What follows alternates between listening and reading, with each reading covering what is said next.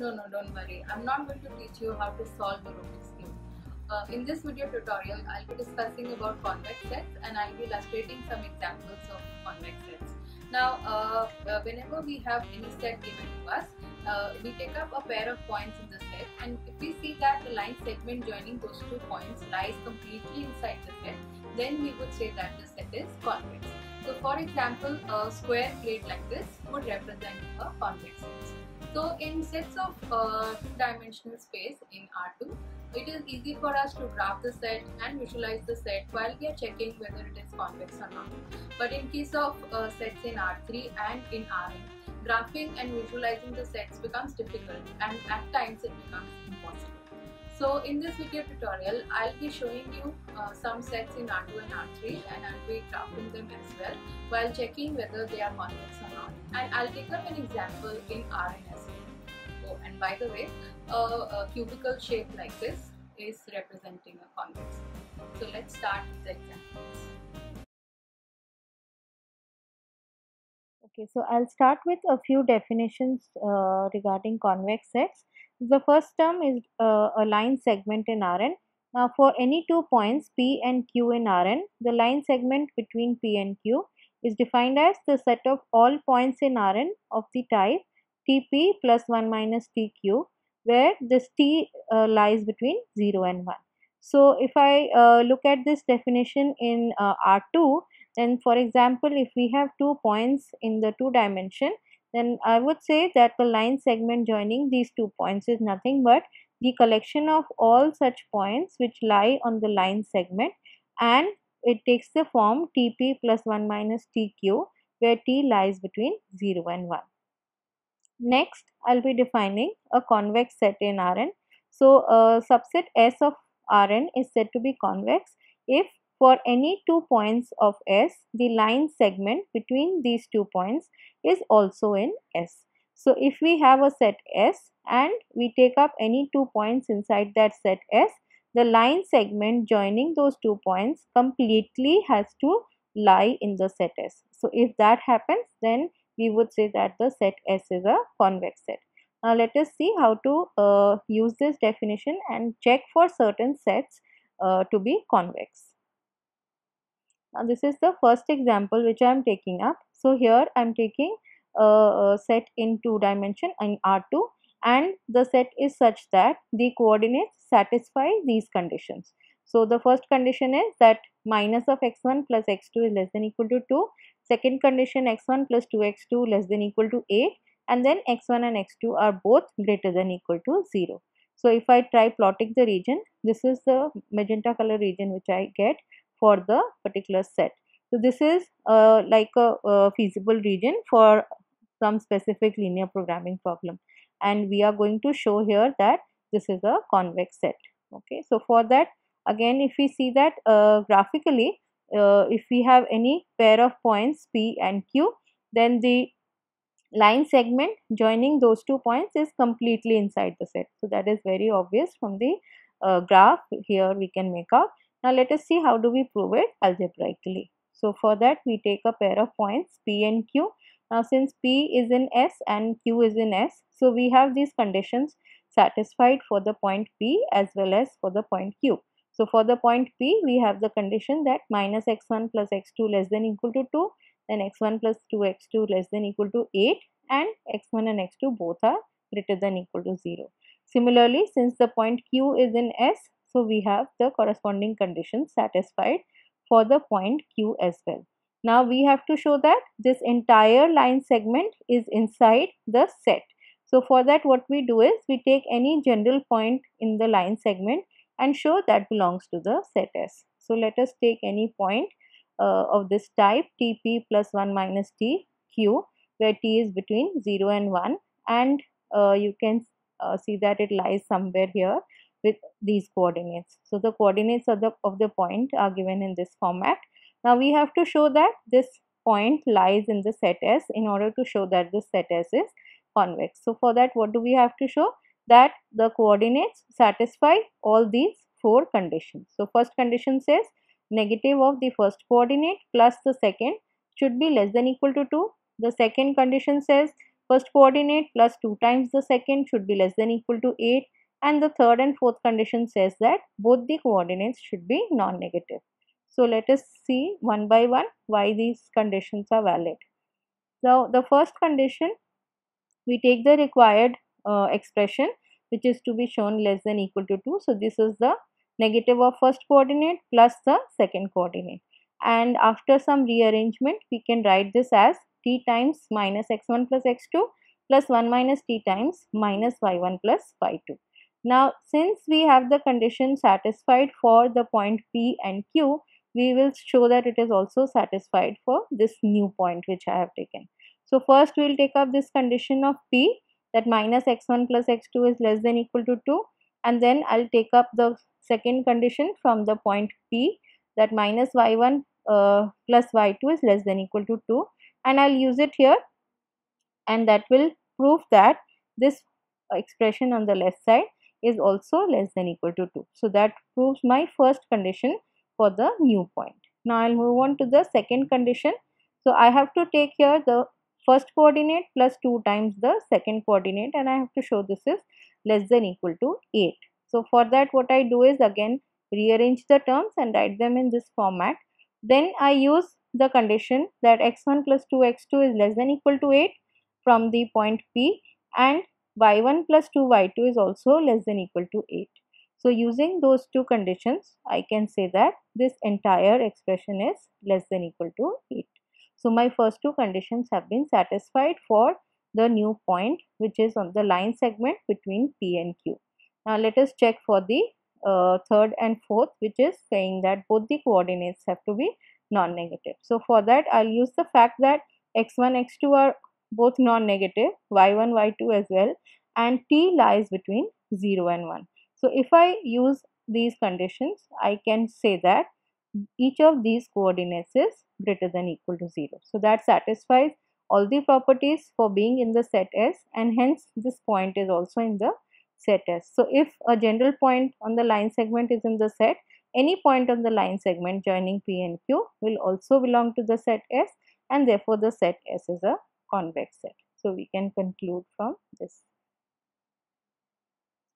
Now the second example which I am going to take is a set S which is consisting of all the ordered pairs x1, x2 such that 2x1 square plus 2x2 square is greater than equal to 8.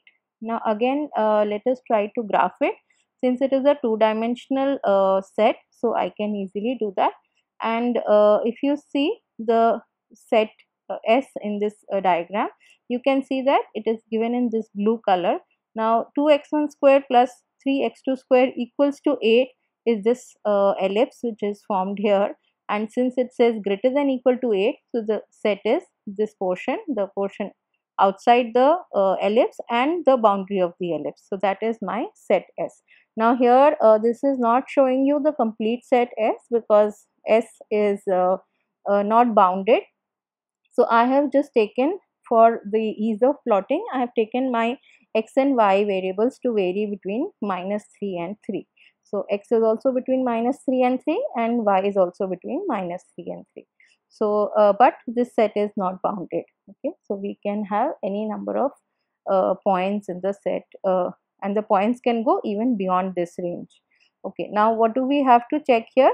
That whether line joining any two points in the set is completely inside the set. Now let us see what happens. Suppose if we have 2 points like this, then if I draw a line segment joining these 2 points, you can see that there are many points which are on the line segment and they do not lie inside the set. They are in that white portion which is not a part of the set. So we get an idea from here that this set is not a convex set. Now let's see how to show that. So for that, what we'll do is we'll take a specific pair of points which are lying inside the set, and we would show that one specific combination or one specific point on the line segment joining these 2 points is not a part of the set. So for example, we can take the origin 0, 0 point to be a point which is on the line segment joining these 2 points, but it is not a part of the set. So let's see algebraically how to write that. So we take here these 2 points P and Q. P has coordinates -2, 0 and Q has coordinates 2, 0. So we can easily see they are a part of the set. Then we take T as half, so T is between 0 and 1, and this TP plus 1 minus TQ gives us the coordinates as 0, 0, which is obviously lying on this line segment, and this point does not belong to S. So what is the check? We just put 0, 0 in this particular expression here, and we see that the value comes out to be 0, which is definitely not greater than equal to 8. So this shows that we have one pair of points inside the set whose the line segment joining these 2 points is not contained in the set. So we can say that the set S is not convex. So this is how we show that a specific set is not a convex set, by taking a pair of specific points and showing that the line segment joining those 2 points contains some points which are not a part of the set. So we give an example which point here is not a part of this set. Okay. Now let's move on to the third example. In this example, we are taking a set S which contains all the n vectors such that Ax is equal to B, where A is a m cross n matrix and B is a m vector. So again we are going to check the condition. Now since this is a set in Rn, we cannot possibly graph the set, but let us see how to prove it algebraically in general. Okay, so we take any 2 points x1 and x2 in the set S. So since x1 belongs to the set S, Ax1 is B and Ax2 is also B. Now we take a point Tx1 plus 1 minus Tx2 where the T lies between 0 and 1, and we check the condition. So we have A times Tx1 plus 1 minus Tx2, which is equal to T times Ax1 plus 1 minus T times Ax2, and we can show that it is equal to B. So that confirms that this new point which we have taken inside the on the line segment joining x1 and x2 is also lying in this set, and hence this set is a convex set. Now the fourth example which I am going to take up is a example of a set S which belongs to R3. So I am taking all such points in R3 such that 2x1 plus x2 is less than equal to 5, and I have 3x1 plus x2 minus 3x3 is less than equal to 7. Now before proving it, let me just give you some idea how this set looks like. So I have made use of a mathematical software to graph the region corresponding to this particular set. So although the set is not completely bounded, but I have graphed it in a certain bounded region. So I'll just show you the graph. Now this is the graph of the set. I have plotted the graph in a region where my x, y and z coordinates are between -18 and +18. So that is the region in which I have plotted this particular set, and my set is given by this yellow portion. Okay. So if I rotate the diagram, the image slightly, I can show you that on one side it is bounded by this red colored plane which is given by this expression 2x1 plus x2 less than equal to 5. So this plane is given by this red colored portion. So here you can see that. So that is the boundary on one of the sides, and on the other side I have another boundary which is given by the second plane 3x1 plus x2 minus 3x3 less than equal to 7. So this blue colored plane is the boundary on the other side. So bounded by these two planes, the set S looks something like this. And what do we have to show? In order to show that this is convex, what we'll do is we'll just take any 2 points inside the set S, and we will show that the line segment joining these 2 points is also a part of the set. So if we can prove it, then our task is done and we can say that the set S is a convex set. Okay, so let us see how to do that. So we have this set with us. We take any pair of points again, P and Q, in the set S. Now since P and Q belong to the set S, they would satisfy the conditions. Okay. So we have the first condition regarding P, which is giving us these two inequality is satisfied, and similarly regarding q we have these two inequalities. Now what do we have to show? Again we have to show that if we take any point on the line segment joining p and q, then that particular point will also be a part of this set, and that will show that the set is a convex set. So we take any point here Tp plus 1 minus Tq, where T is between 0 and 1, and it has these coordinates. So it lies somewhere here maybe, and it will have these coordinates, and we will show that this point is a part of the set S. Okay. Now for the first condition, we have to show that 2 times the first coordinate plus the second coordinate is less than equal to 5. So what we will do is again rearrange the terms and write it in terms of t into 2x1 plus x2 plus 1 minus t into 2y1 plus y2. Now again we have the conditions for p which we are going to use. So first we will take up this condition which says 2x1 plus x2 is less than equal to 5, and then we are going to take up the second condition which says 2y1 plus y2 is also less than equal to 5. So we can use these two and we can show that this particular expression is also less than equal to 5. Now we move on to the second condition. Second condition says 3 times the first coordinate plus the second minus 3 times the third coordinate should be equal less than equal to 7. So first we again rearrange and write it in this format. After this we use the condition related to p which says that 3x1 plus x2 minus 3x3 is less than equal to 7, and similarly the condition corresponding to q will be used, and we can show that this entire expression is less than equal to 7.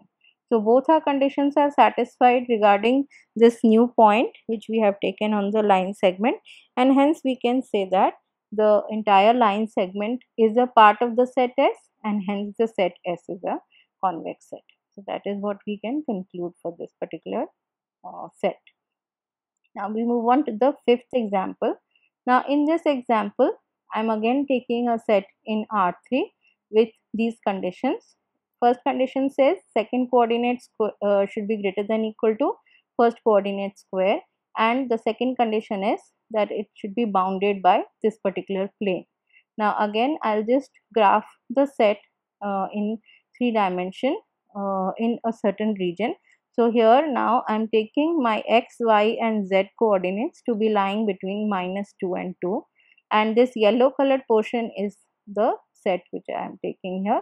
So you can see again that it is bounded by this parabolic cylinder on one side and this plane on another side. So if I just rotate it a little bit, you will be able to make out so you have this red colored parabolic cylinder, and on the other side you have this blue colored plane. So your set is this yellow colored set, and in order to show that this is a convex set, what you have to do is just take up a pair of points and then show that the line segment is in the particular set. Okay, so again we repeat the similar process. So we take 2 points P and Q which are lying inside the set S. So what do we have to show? That the line segment joining these 2 points is also a part of the set. Okay, so here since P is in S, we have the conditions for P satisfied, and similar conditions for Q are also satisfied. We have to prove that if we take any point of this type between P and Q on the line segment between P and Q, then it should also satisfy the conditions for the set. Okay. So we have the coordinates of this new point given by tx1 plus 1 minus ty1, tx2 plus 1 minus ty2, and tx3 plus 1 minus ty3. Now let us move on to the first condition. So first condition says you show that the second coordinate is greater than equal to the first coordinate square. So in order to prove this, what we are going to do is we are going to take the difference of the left hand side and the right hand side and show that this difference is positive. So if we are able to show that, then our task is done. So let's take this difference and we expand the whole square on the in the second term, and we get this particular expression here. Now after this expression, I'm going to combine terms with x1 and x2 and then we'll see what we get. So firstly we are going to use the fact that x2 is bigger than or equal to x1 square, and also use the condition that y2 is bigger than or equal to y1 square. So using that condition here and here, we can get this particular expression to be greater than or equal to tx1 square plus 1 minus ty1 square minus this entire whole square expression, and this we can write it as t into 1 minus t into x1 minus y1 whole square. So how do we do that?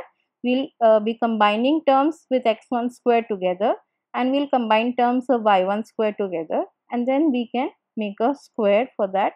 So we get this particular expression. So this you can do a little workout and see, you will finally get this particular expression here.